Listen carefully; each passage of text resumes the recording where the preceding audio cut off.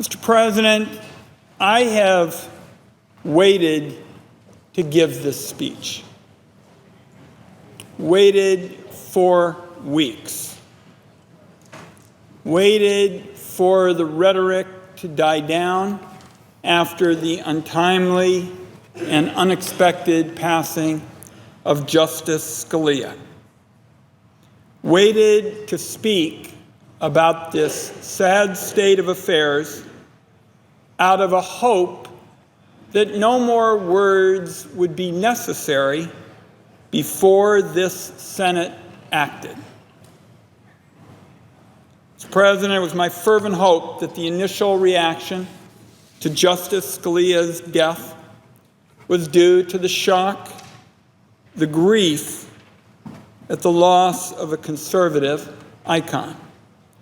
I, like many of my colleagues, were publicly mourning the loss, and I assumed that my colleagues were simultaneously realizing that after decades of trending to the right, it was now more than likely the Supreme Court was going to shift back to a more centrist, progressive point of view.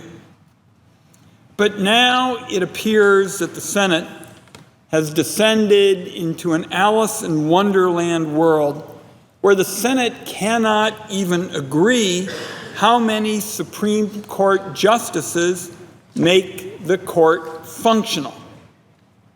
Now, throughout our history in the Senate, there have been previous attempts to attack the court by, on the one hand, denying its members, or on the other hand, packing the court. In those instances, this once august body has stood together and always protected the sanctity of the court. But not today. The Senate is not only displaying contempt of the court, it is demonstrating contempt of its constitutional responsibilities. It's hard for the people we're honored to represent to make sense out of much of what goes on here. Who serves on the subcommittee that always sounds like the subcommittee on acoustics and ventilation? What a motion to table the amendment to the amendment to the amendment actually means. But this is an issue the American people get. We know there are supposed to be 9 Supreme Court justices, and the Senate ought to do its job and ensure that the court can function without wasting years of people's lives and dollars by allowing cases to be undecided through deadlock. I can tell you, Mr. President, and I'm going to be home this weekend for town hall meetings. At these town hall meetings, I hear from citizens who are exasperated, and they tell me this in the grocery store, in the gym, and other places where Oregonians gather, and they cannot understand how a United States senator can ignore the responsibility to advise on a Supreme Court nominee and remain true to his or her oath. Here's what Oregonians know for sure. They understand that the President of the United States is elected to a 4-year term, not a 3-year term and some number of days. 4 years. You learn it in the first quarter of high school civics class. And Oregonians and Americans understand that it's the President's job during that 4-year term to fill vacancies on the court. And Oregonians understand that it's the Senate's job to advise and consent on the nomination by holding hearings and then having an up or down vote. The President has fulfilled his duty. The Senate is utterly failing its responsibility. We have a nominee, an eminently well-qualified nominee. Our President pro tem, here in the Senate, widely respected, called him highly qualified and described him this way, and I quote, "His intelligence and his scholarship cannot be questioned. His legal experience is equally impressive. Accordingly, I believe Mr. Garland is a fine nominee. I know him personally. I know of his integrity. I know of his legal ability.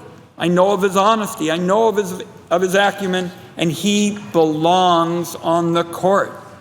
I believe he's not only a fine nominee, but is as good as Republicans can expect from this administration. In fact, I would place him at the top of the list. Those are the exact words, Mr. President, of our President pro tem with respect to this nominee. The then chairman of the Judiciary Committee called him well qualified, even though he objected to bringing the court he was being appointed up to its full complement of judges. But despite having a fully qualified judge vetted and praised by many of their colleagues, this intemperate rhetoric about blocking the court has now solidified into an indefensible position. And that, Mr. President, is why, after waiting for weeks, I am on the floor this evening. The first blow is now well known and often quoted.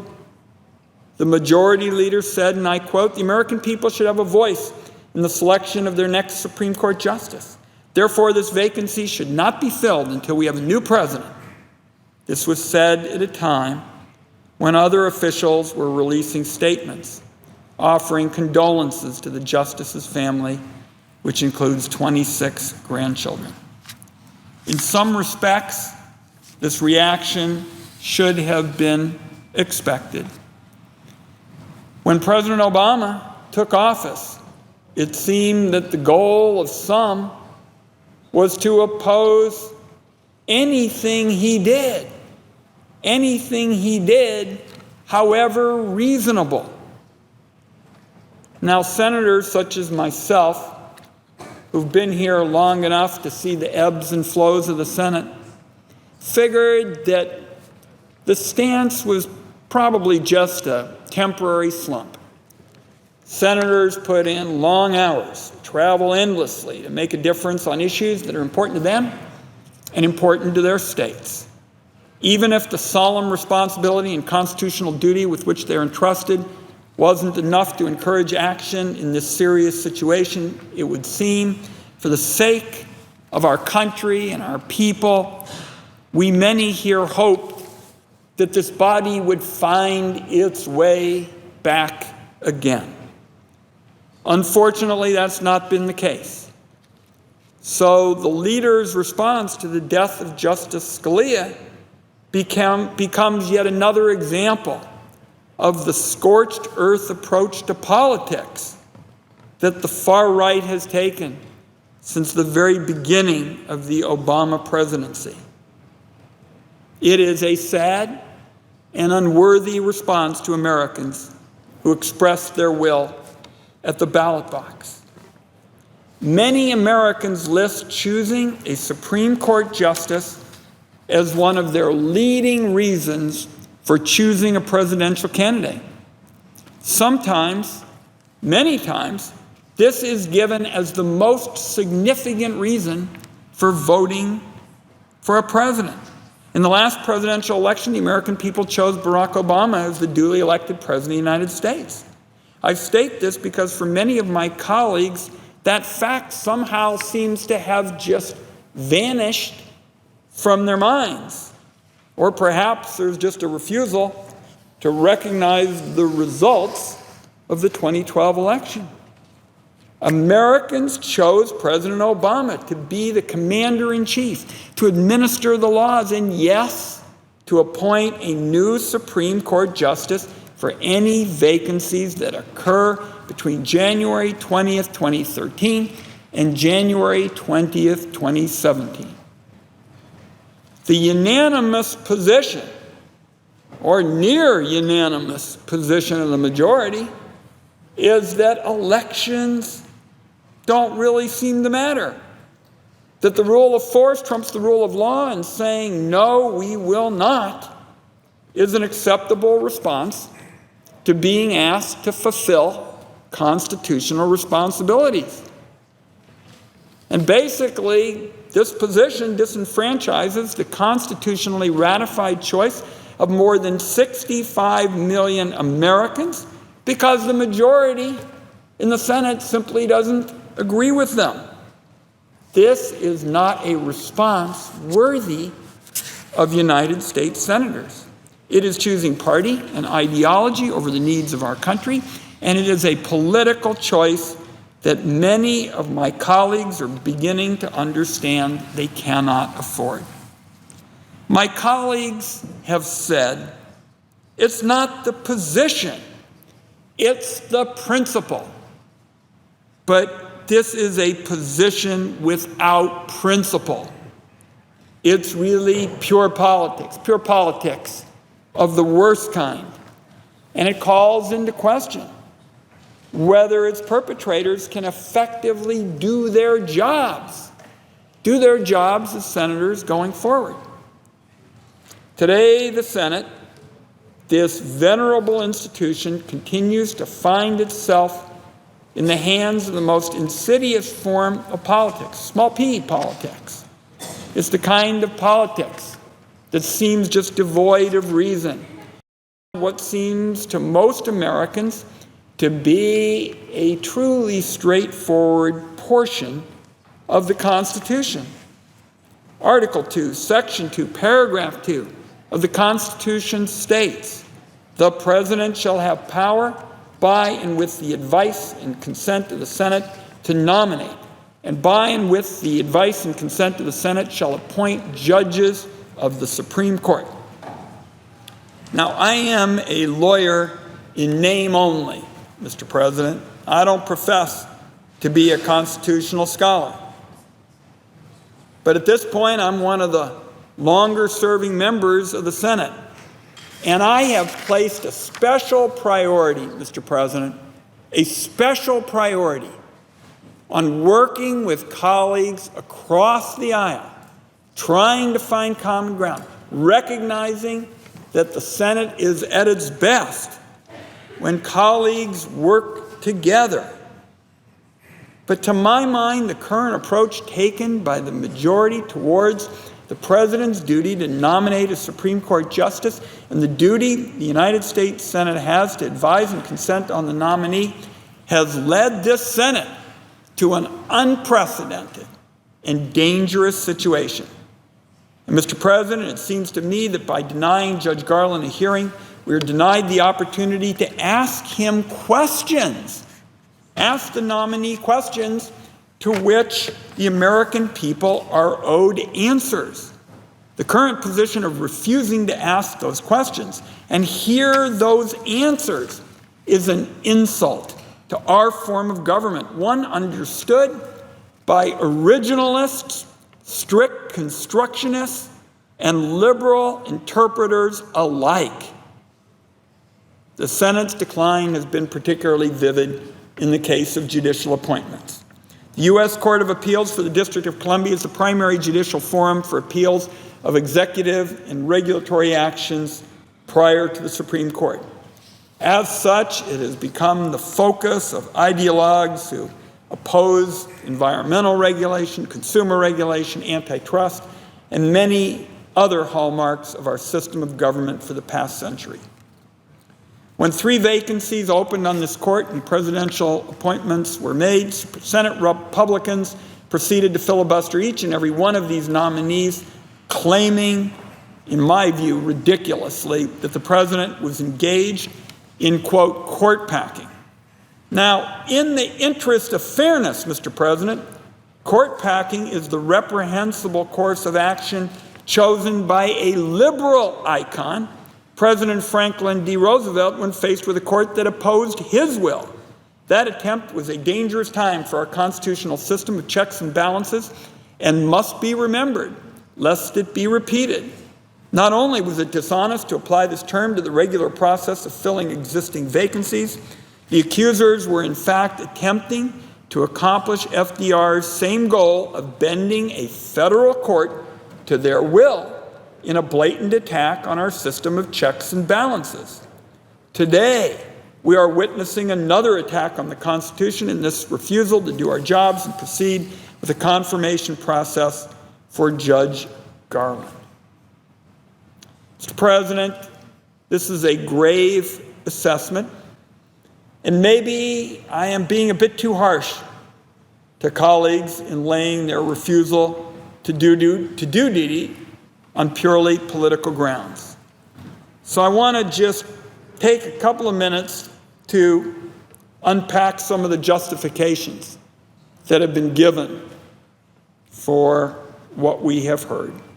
Some members have argued there's a long-standing tradition the Senate does not fill a Supreme Court vacancy during a presidential election year. This has been referred to as an 80-year precedent and is standard practice. Unfortunately, that turns out not to be the case. There is no such precedent. Or I would say there's no such precedent unless you define your term so narrowly that the concept of precedent becomes meaningless. This can be contrived, for example, by limiting the discussion to nominations made during a presidential election year rather than nominations considered during a presidential election year. However, that's like saying we've never previously filled a Supreme Court vacancy in a year in which Leonardo DiCaprio won an Oscar and Denver won the Super Bowl. True enough, but it covers such a small set of cases that it provides no meaningful guidance. If anything, the relevant historical precedents favor the Senate considering a nomination to fill the current vacancy. Since 1912, the Senate has considered 7 Supreme Court nominations during presidential election years. 6 of the nominations were confirmed: Mahlon Pitney in 1912, Louis Brandeis and John H. Clark in 1916, Benjamin Cardozo in 1932, Frank Murphy in 1940, and the most recent example, Anthony Kennedy in 1988, who was nominated by President Reagan and confirmed unanimously by a Senate in which Democrats held the majority. In one other case, that of Abe Fortas in 1968, a nomination was rejected in an election year. However, even then, the Senate did its job. It held hearings, reported the nomination from committee, and voted on whether to invoke cloture on the nomination on the Senate floor. In the face of this historical record, some senators have argued another point. They've invoked the so-called Biden rule, based on a speech that Vice President Biden gave on the Senate floor in 1992 when he was chairman of the Senate Judiciary Committee. In that speech, according to some members, Senator Biden established a binding rule that the Senate should never consider Supreme Court nominations during presidential election years. First off, as discussed above, there is no such thing as a binding Senate rule. We make them, we break them, we change them.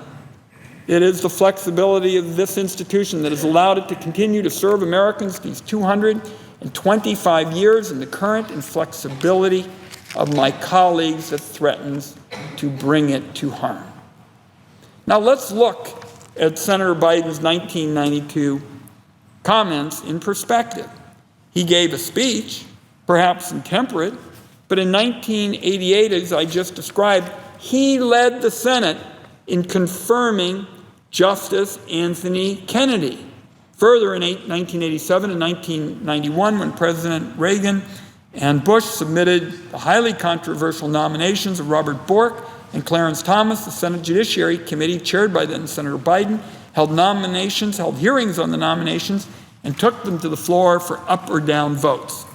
So when Senator Biden chaired the Judiciary Committee, he always provided a Republican president's Supreme Court nominees with a hearing, a vote in committee, and a vote on the Senate floor. It is also important to consider the overall point that Senator Biden was making in 1992. The Supreme Court was about to adjourn, which is a time when justices frequently announce their retirements. Senator Biden was arguing that there should not be a trumped-up retirement designed to create a vacancy for which the president would submit an ideologically extreme nominee as part of a campaign to make the Supreme Court an agent of an ultra-right conservative social agenda which would lack support in the Congress and in the country. Senator Wyden was arguing against partisanship. He was counseling restraint. He said, so long as the public continues to split its confidence between the branches, compromise is the responsible course both for the White House and for the Senate. Noting his support of the nominees, though nominated by an opposing president, Senator Wyden was urging both sides to step back from partisan ideological warfare.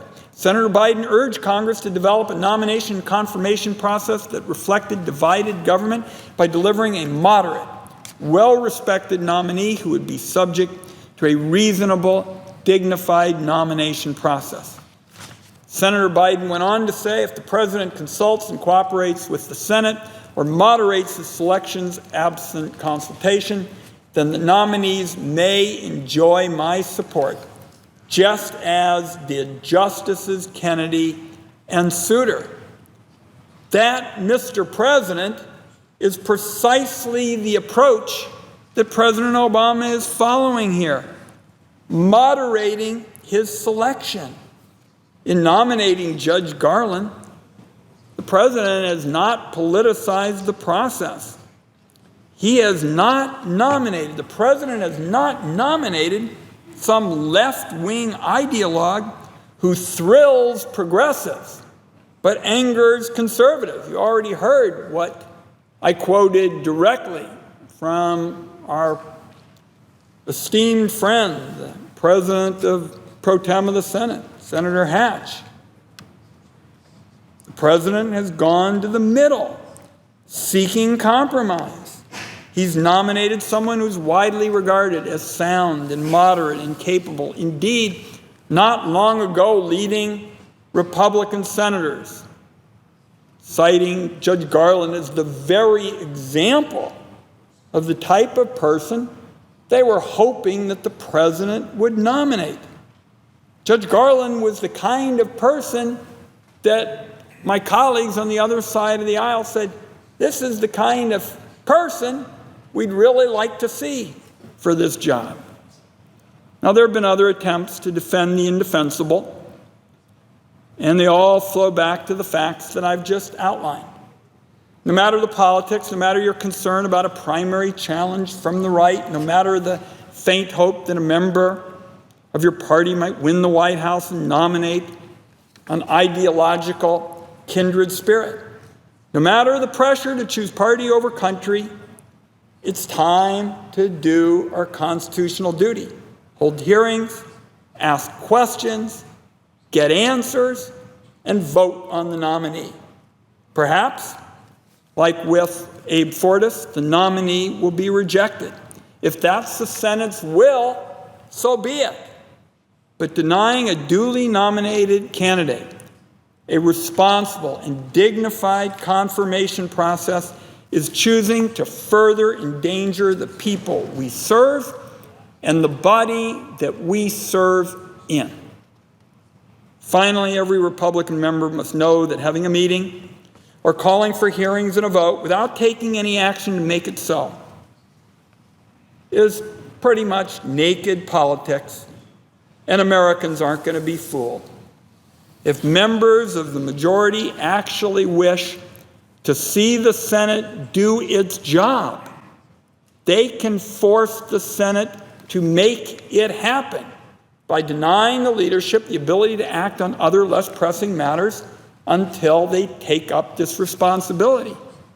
To go home and claim you would like hearings, that you would like a vote, without taking action to make it happen is simply lip service to the constitutional responsibilities of a senator.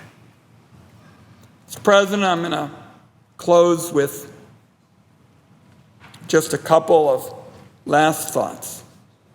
My colleagues have the opportunity to redeem this body. My colleagues have repeatedly said it's not the position, it's the principle.